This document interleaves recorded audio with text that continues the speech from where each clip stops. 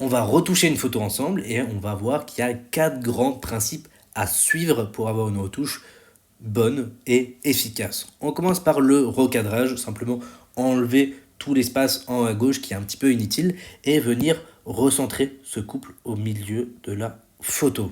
Je trouve que le recadrage est plutôt bon comme ça. On va ensuite passer à la lumière. La lumière, c'est la partie la plus difficile, je trouve, sur les photos.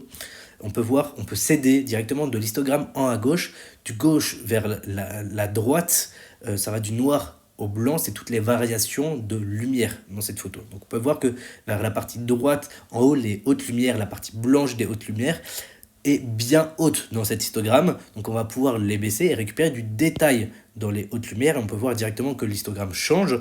On a baissé un tout petit peu, je dirais qu'on pourrait baisser un petit peu plus et récupérer un peu plus de détails au niveau du bâtiment, en haut du bâtiment. On va voir comment ça réagit.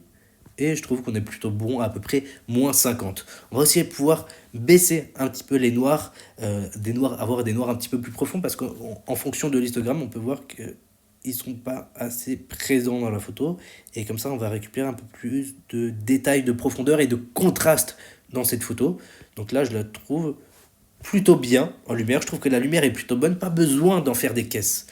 On passe à la couleur maintenant. La couleur, très simple, il faut avoir déjà une bonne balance des blancs. Donc on peut la faire en auto, on voit si c'est bien ou pas. Là, je la trouve un petit peu verdâtre, mais la température, je trouve plutôt correcte. Donc on va rajouter un point de rose.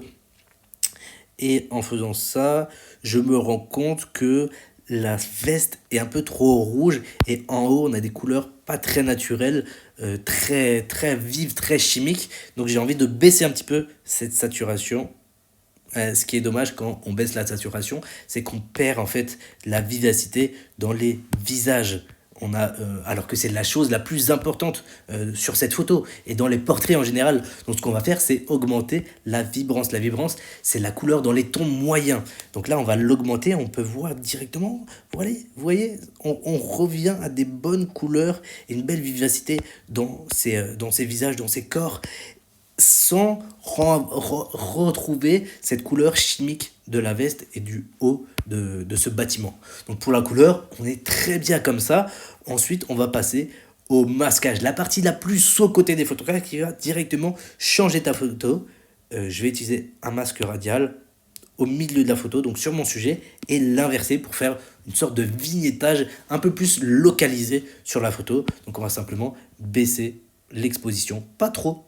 Je dirais que moins 30, c'est plutôt bien. Et c'est la limite. Vous voyez qu'un petit coup de avant-après, on est passé d'une photo assez fade à retoucher en quelques secondes qui est prête à être postée. Si tu vas aller plus loin en photo, je donne tous mes conseils bien plus personnalisés, bien plus professionnels pour aller plus loin dans tes retouches.